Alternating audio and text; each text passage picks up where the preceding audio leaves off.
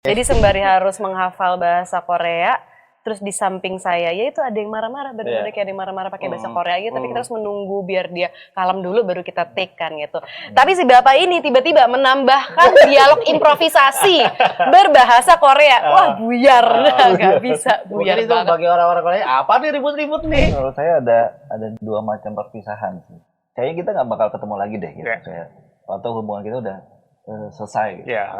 Sementara sampai jumpa lebih ke gimana pun pahitnya perpisahan itu, tapi dalam hati tuh kayak ada perasaan yakin akan ketemu lagi. Mungkin kayak gitu sih konsepnya. Aku tuh sempat dengar juga katanya hampir ada beberapa scene yang diusir juga di Korea.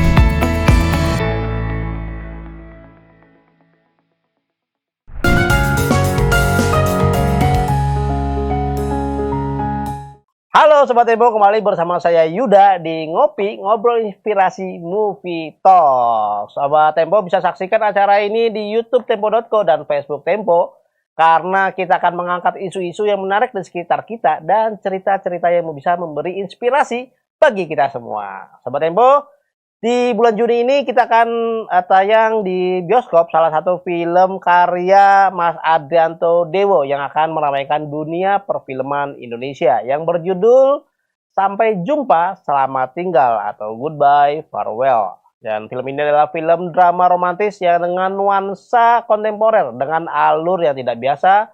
Film ini membuka dinamika cinta jarak jauh, trauma masa lalu, serta keputusan yang bisa mengubah arah hidup seseorang. Film ini dibintangi oleh para artis ternama yaitu Putri Marino, Jerome Kurnia, Lutesa, Jordi Prananta, Kiki Nanendra, dan masih banyak lagi. Nah, penasaran filmnya seperti apa? Kita lihat tayangannya berikut ini. Lo bohong ya sama gue? Maksudnya? Iya, lo bohong sama gue.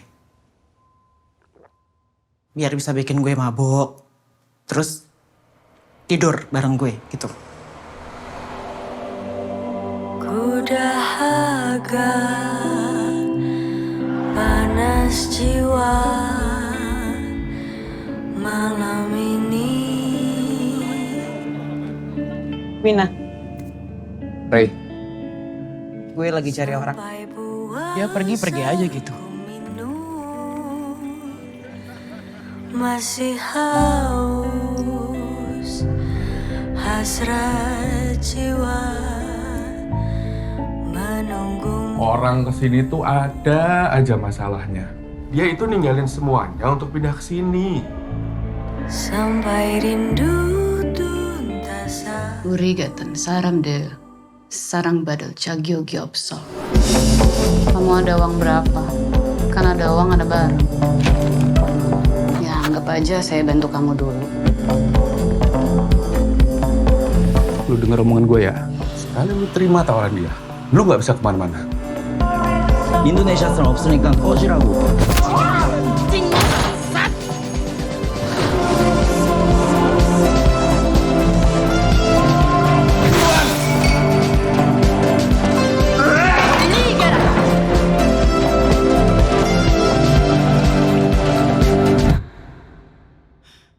Lo itu siapanya gue?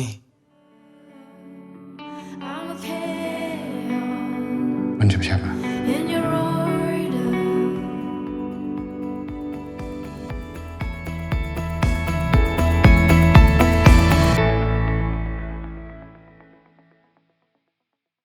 Oke Sobat Tempo, sekarang kita sudah kedatangan dua orang putra dan putri kebanggaan Indonesia. Saat ini satu orangnya adalah sutradara yang rajin banget dapat penghargaan, beberapa kali dapat penghargaan, dan satu lagi adalah aktris masa depan Indonesia.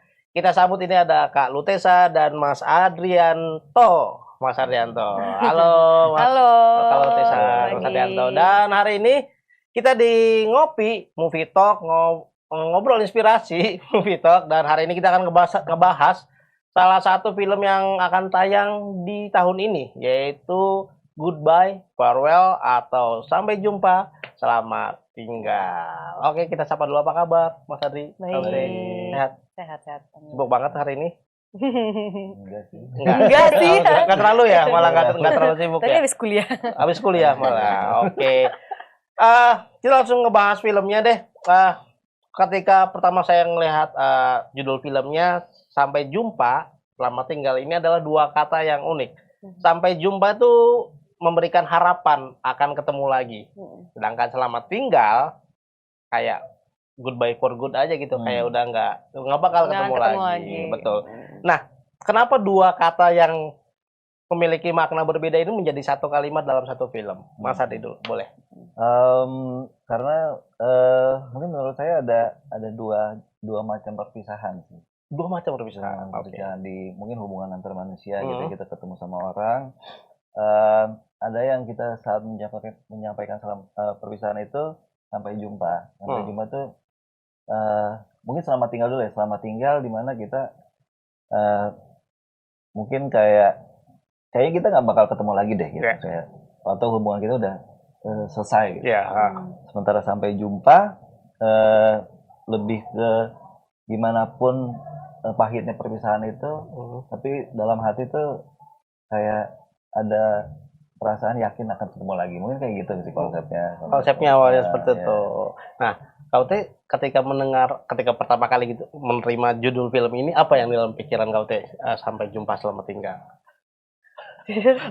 Jujur saya pas ditawarin, kayaknya saya nggak baca sinopsis sama skrip deh. Nggak baca? Nggak baca, bener-bener karena saya tahu yang ngedirect adalah Mas Adri, terus yang main juga teman-teman sendiri, ada Putri Marino, Jody Pranata, Jan Kurnia, Kiki Narendra.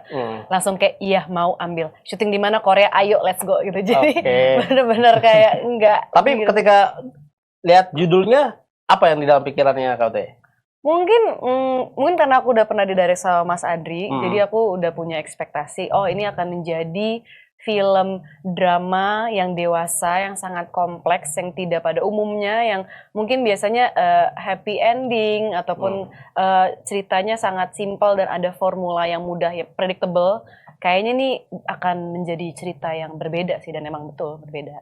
Oke. Dan berarti dari judulnya, dari pemainnya, dari sutradaranya, itu menjadi salah satu patokan kau teh untuk bilang bahwa oke, di film itu. Ada alasan lain nggak selain faktor-faktor itu yang ketika menerima oke deh main itu? Apakah benar-benar karakternya itu yang akhirnya bikin ya udah deh aku mau main? Karakternya juga sih lumayan sih. Soalnya kayaknya pertama kali aku mendapatkan karakter antagonis nggak sih jatuhnya? Jatuhnya ya bisa dibilang antagonis ya.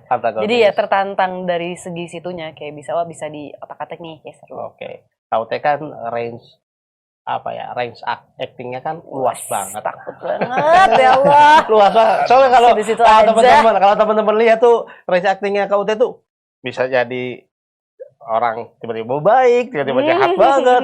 Nah, kalau di film ini nih karakternya kau teh tadi dibilang jadi karakter ini ya, antagonis ya, antagonis. Nah, itu masih dalam range kemampuan kau teh untuk actingnya, atau harus ada adaptasi tertentu?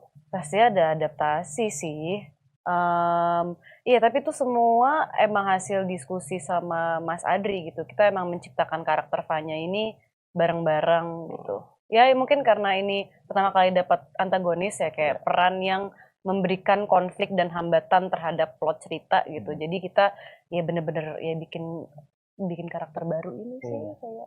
Jadi bikin karakter baru ya? Iya, bikin karakter baru. Soalnya kan aku ya sebelum kalian kesini aku nonton dulu, baca-baca dulu. Mas Adri itu tipe yang melakukan pendekatan berbeda kepada setiap aktornya ataupun aktrisnya, setiap pemainnya. Nah, Mas Adri sendiri melakukan pendekatan sama Ute seperti apa?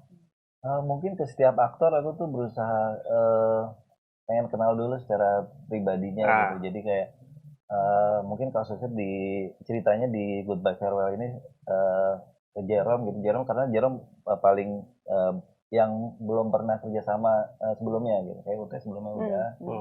Jadi prosesnya adalah kayak kita ketemu dulu, nyari vibe-nya tuh sebenarnya sama nggak sih kita gitu. Habis itu baru mungkin saya ceritain tentang karakternya. Pendekatan sama aktor itu beda-beda gitu. Sama Utesha karena saya udah satu film sebelumnya. Jadi saya udah tahu tuh dia pasti satu hari akan, Mas kita teleponan yuk. Dan itu biasanya udah malam kita udah saya udah selesai nulis, dia udah selesai kerja, itu untuk ngobrolin karakter ini, background story-nya kayak apa sih gitu. Dan kita bisa ngobrolin itu lumayan panjang gitu ya. Panjang, lumayan. Kayak dari dia lahir, kuliahnya di mana, apa segala macam gitu. Ya, saya punya kebiasaan setelah saya baca skripnya, saya akan membuat banyak sekali list pertanyaan, abis itu baru saya telepon Mas Adri gitu. Jadi kayak ya tanya jawab kayak diskusi aja gitu. Jadi apa namanya? Jadi kayak akhirnya ngomongin orang itu si karakter itu ya. ya. Jadi dari awal lahir dan lain-lain. Walaupun background story-nya mungkin tidak tampil di filmnya ya, tapi at least kan itu bisa menjadi basic aku gitu. Dan pertanyaan lumayan unik-unik kayak sukanya warna apa sih kira-kira sih? Iya, makan apa? Pernah kecelakaan atau enggak? Yang random gitu. Kok kayak random banget. Oke. Tapi jadi asik gitu karena kita membentuknya bareng gitu. Dan itu juga bukan cuma dalamnya si karakter, kayak misalnya maunya kelihatannya kayak apa, kayak tatonya kita lumayan detail tuh lumayan tatonya. milih-milih gambar. Gambar apa tatonya di Vanya ini. Oke. Oh berarti memang tato kan menceritakan karakter seseorang ya. Jadi berarti tatoan nanti. Iya, ntar di filmnya Di filmnya aja kan. Iya. Ini kosong sama. Oke. Berarti kalian berdua kan berarti udah terbiasa akhirnya untuk membentuk karakter jadi jauh lebih mudah, sering ngobrol dan lain-lain. Dan untuk di karakter ini nggak ada kesulitan ya. Dan boleh diceritain sedikit tentang karakternya? Ya, karakternya KUT. Aku. Ya. Oke, di sini aku berperan sebagai Vanya. Vanya ini bisa dibilang dia itu bos gangster. Dia itu yang menyalurkan pekerjaan ilegal terhadap imigran gelap. Jadi kayak orang-orang Indonesia yang pindah ke Korea secara ilegal. Nah, aku menyalurkan pekerjaan untuk mereka gitu. Bisa dibilang aku yang memegang nasib semua karakter yang ada di sini. Jadi kayak emang bosnya. Dia itu orangnya sangat rebel, karismatik, tapi juga manipulatif dan licik. Oke. Tahu dari mana karakter ini ada? Kan tadi kan sering meneliti nih. Ini karakternya gimana. Nah, ini kan karakter jahat banget ibaratnya. Nah, menelitinya gimana dengan karakter ini? Apakah KUT atau Mas Ardi ke Korea dulu nyari orang yang beneran ada gitu? Di orang beneran ada atau gimana? Enggak sih, kita awalnya ya emang diskusi aja kayak ini orang kenapa bisa menjadi oportunis ini dan semanipulatif ini gitu. Oh berarti dia berangkat dari kehidupan yang sebelumnya yang mungkin keras. Dia berjuang untuk dirinya sendiri. Dia mungkin tidak pernah merasakan cinta di dalam hidupnya. Jadi dia menjadi pribadi yang hatinya dingin, yang bodoh amat, nggak peduli, yang tidak punya rasa empati dan simpati terhadap orang-orang di sekitarnya. Jadi itu sih kayak lebih imajinasi aja kayak kira-kira dia orangnya seperti apa. Dan serunya UT itu kepilih paling terakhir tuh. Tetapi dialog Koreanya paling banyak. Itu tantangan juga. Ya soalnya kan ini memang syutingnya full di Korea ya. Full di Korea. Syutingnya full di Korea. Emang UT belajar bahasa Korea? Iya, kita ada proses reading workshop sama dialect coachnya gitu. Selama full di Korea susah nggak belajar? Kan acting kan nggak cuma sekedar ngapalin, nggak cuma ngapalin, tapi menelah karakternya, dialognya dan lain-lain. Nah sekarang harus ditranslate nih di dalam kepala ke bahasa Korea. Itu juga susah. Jadi awalnya kan emang dialognya sudah full ditranslate ke bahasa Korea dengan bantuan si dialect coach itu kan. Tapi ketika kita melakukan adegan, kita sempat nanya ke J itu adalah production service-nya di Korea. Orang Korea beneran gitu. Terus kita nanya kayak bener nggak sih? Jadi konteksnya seperti ini, terus dialognya seperti ini. Terus dia ngomong, oh enggak, ini bisa kayak gini, tapi bisa juga kayak gini. Jadi banyak sekali alternatifnya. Jadi mungkin ada bahasa slang, ada bahasa formal, informal gitu. Jadi kita dapat banyak masukan kayak, aduh bingung mau pakai yang mana gitu. Paling situ sih tantangannya kayak nanya langsung ke orang Koreanya. Bahasa sehari-harinya gimana. Nah, Mas Ardi sendiri gimana untuk akhirnya menentukan keputusan ini? Pakai bahasanya yang ini aja, pakai yang ini itu. Jadi untuk para aktor waktu itu emang kita selama 1 bulan sebelum kita berangkat itu ada latihan khusus bahasa Korea. Tapi kita waktu itu Zoom sama orang Indonesia yang udah lama tinggal di sana. Tapi kita juga istilahnya ngirim ke skrip ini ke production service kita kayak orang Korea yang akan kerja sama kita nanti pas proses syuting. Ini benar nggak kayak gini? Oke benar gitu. Nah, kita sesuaiin lagi.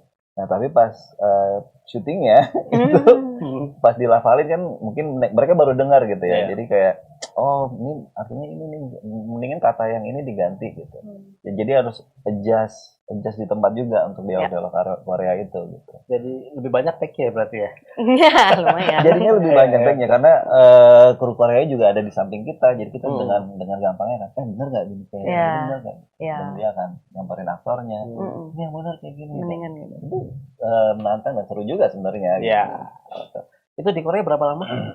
Saya sih 2 minggu, yang lain Kita syuting itu 3 minggu dengan persiapan mungkin 2 minggu lebih di sana gitu. Jadi 1,5 bulan. Harus setengah bulan. Di kota apa aja kalau boleh tahu?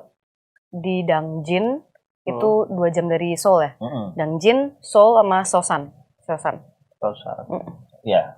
Ya. Iya benar. Ini kota. Apa? Di Taiwan enggak? Di Taiwan ya? Di Taiwan itu ya? ada. Di Taiwan. Ada juga. Taiwan ya. Tapi kita mostly syuting di Dangjin. Itu Dangjin. kota kecil 2 jam dari Seoul. Jadi kita nggak ngambil spot-spot yang turisti yang mungkin sudah sering kita lihat. Kita menangkap Korea Selatan dari sisi lain gitu, dari kota kecil. Karena apa ya? Waktu saya riset itu ya karena referensinya film Korea kan bright, Ya. gambarnya indah, Betul. dengan lokasi-lokasi turistik.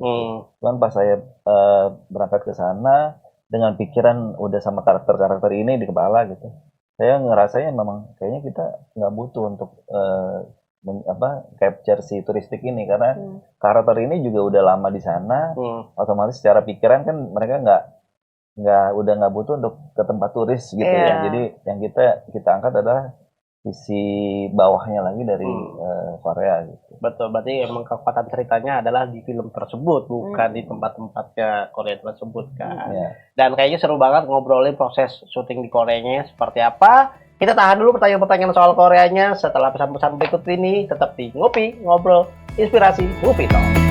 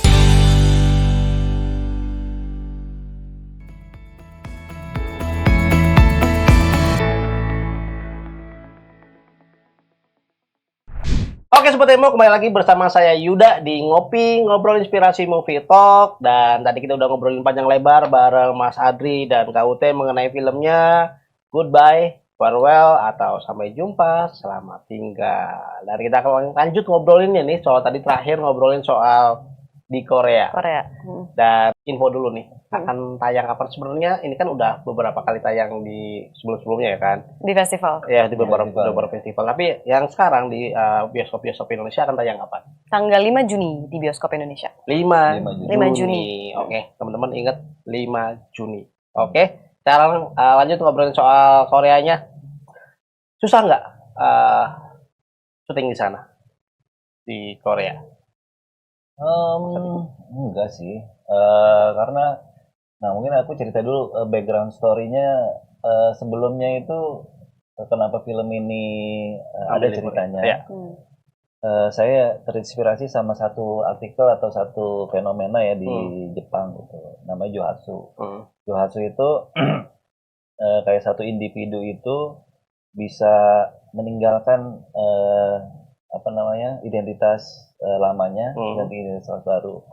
Dan biasanya itu tahun 60-an itu digunakan untuk para suami istri yang pernikahannya nggak harmonis. Oke. Jadi menghindari cerai, satu orang pergi aja, diganti identitas baru, nama baru, dan tempat tinggal baru.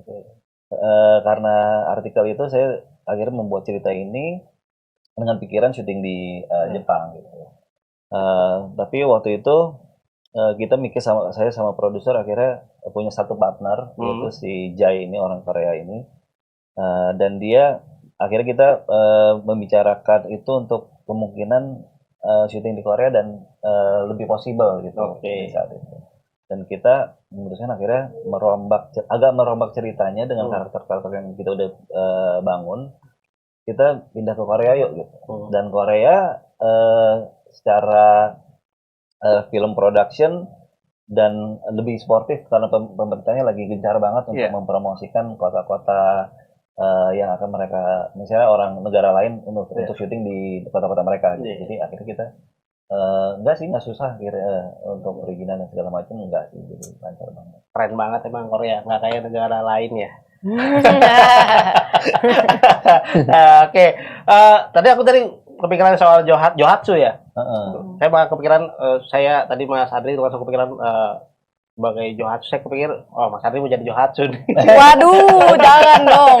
Jadi kepikiran gitu. Nah berarti tadi semudah itu, tapi syuting-syutingnya apakah ada dengan karakter orang-orang Koreanya juga di sana? Ada 3-4 aktor Korea juga di sana gitu, dan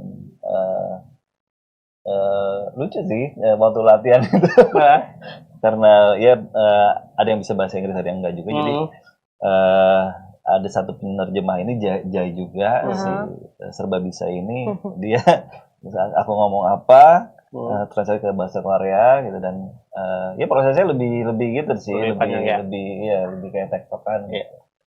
Dan ya seru, ada adegan actionnya juga, kita ada action dikit lah gitu. Ada action dikit. Nah udah gimana, berhadapan langsung nggak dengan karakter Korea di film itu? Iya, tapi kayaknya nggak ada dialog ya, kayak cuma mendampingi aja sih. Mendampingi aja. Tapi nggak ada tektokan dialog gitu. Oke, itu aku kan sempat dengar juga katanya ada beberapa scene yang diusir juga di sana di Korea. Sempat ya?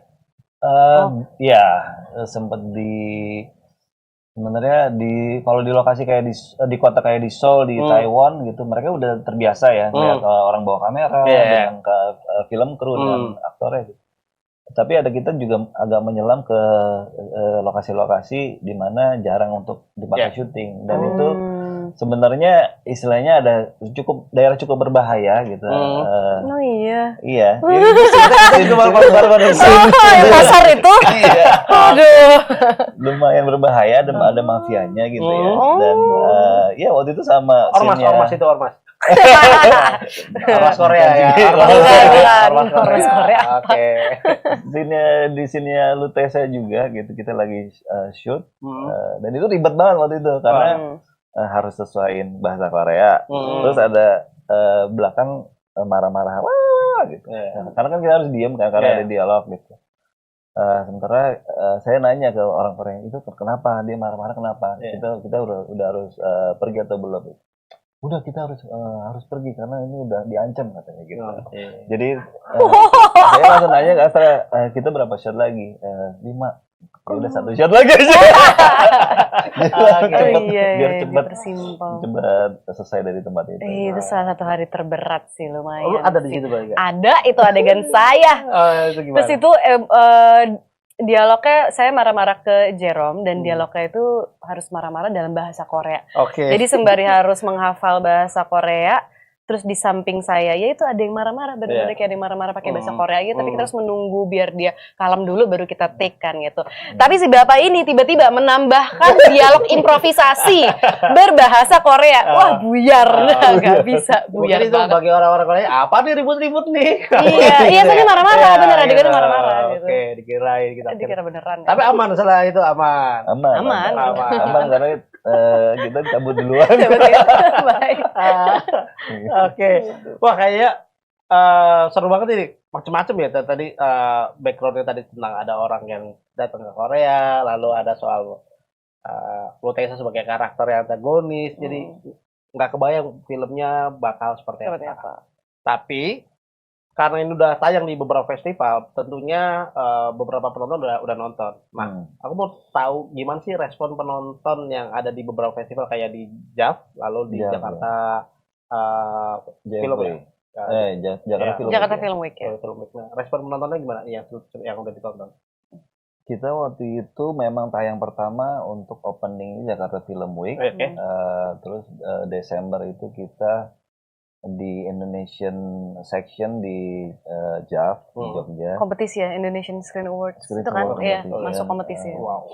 Dan waktu itu lumayan antusias sih untuk menanyakan sebenarnya pertanyaan yang tadi kita bahas tuh, kenapa di Korea susah nggak syuting di Korea, dan ada yang nanyain judul juga, kenapa judulnya Sampai Jumpa Sampai Tinggal, dan itu saya yang hadir di sini. Nanya semua. Dan paling banyak ya UT yang ditanya gitu, kenapa bentuknya kayak gitu. Bentuknya ajaib banget. Jadi Paling penasaran ajaib. bentuknya seperti apa. Emang bentuknya gimana sih? Bentuk ajaib pokoknya. Amburadul. Amburadul banget. Berarti itu karakter terunik menurut UT yang Iya, salah satu karakter yang prosesnya paling saya suka, soalnya saya bisa bisa ngotak-ngatik, bisa berkreasi. Oh, boleh? Gitu. Dibolehin? Boleh. Kita discuss, bener-bener discuss dari warna rambut, warna kuku, pilihan gambar tato gitu, cara berpakaian gitu. Oke. Lumayan. Itu ngebolehin itu emang tahu karakter UT bakal maksimal atau kenapa gitu sama UT dibolehin, atau emang karakternya Mas Adi aja, jadi kalau misalnya ada pemain yang mau improv diperbolehkan? Gitu sebenarnya kita ngobrolin terus ya segala perubahan gitu. Maksudnya kita desain bareng-bareng lah gitu. Dan menariknya adalah Fanya ini kan baju pakaiannya, wardrobe-nya istilahnya nggak biasa lah, gitu, out of the box gitu. Dan itu seru tuh milihnya, jaketnya apa, dalamnya apa, Saya sepatunya apa? Sampai H-2 sebelum saya terbang ke Korea, saya sempat ke pasar baru buat ngetrif ada leather jacket yang long, terus kayak Mas Adi suka gak? Kalau iya saya beli nih. Jadi kayak langsung aja tektokan gitu. Bakal jadi tren skena terbaru nih kayaknya udah. Waduh, takut banget anak skena. Skena jadi tren skena terbaru. Nah, apa pendapat dari para penonton tentang karakter UT di sana? Apa ya, orang-orang pasti bilang beda gitu. Tapi ya yang paling aku ingat, salah satu komen mereka ketika nonton di JAV maupun JFW, mereka tuh melihat sisi Korea yang lain. Ya biasanya Korea kan selalu cheerful, warna-warni gitu. Tapi di sini mereka melihat sisi Korea yang realistis, apa adanya, tapi melankolis sekaligus puitis dan indah. Wow. Jadi kayak, ya menurut aku ya, ini filmnya secara visual itu sangat indah, ditambah dengan film dramanya yang sangat melankolis, plus ada scoringnya yang ditambahkan gitu. Jadi kayak, aduh, secara package suka sih aku filmnya. Oke. Udah sebuah pernyataan yang luar biasa banget bahwa film ini dicurahkan begitu banyak energi oleh KUT, dan mudah-mudahan bakal meledak banget ya kayaknya. Nah, harapannya KUT ataupun Mas Adri tentang film ini kepada masyarakat Indonesia atau para penonton, masyarakat Indonesia terlalu luas ya. Pada para penonton itu seperti apa sih harapannya yang setelah mereka nonton film ini? Semoga mereka bisa terhibur sih dan bisa metik pesan ya di dalam film ini. Soalnya film ini menceritakan tentang perjalanan cinta. Perjalanan cinta kan pasti ada naik turun ya gitu. Semoga mereka bisa menemukan diri mereka sendiri gitu. Jadi mungkin ketika berpisah sama seseorang, ya pasti kita tentunya kita sedih gitu. Tapi ketika berpisah, mungkin kita bisa merefleksikan ke diri kita sendiri untuk discover ourselves sebenarnya kayak gimana. Kalau Mas Adri sendiri? Ya, harapannya penonton bisa menerima karena kisah cinta yang lumayan unik dan dengan karakter yang unik-unik gitu. Juga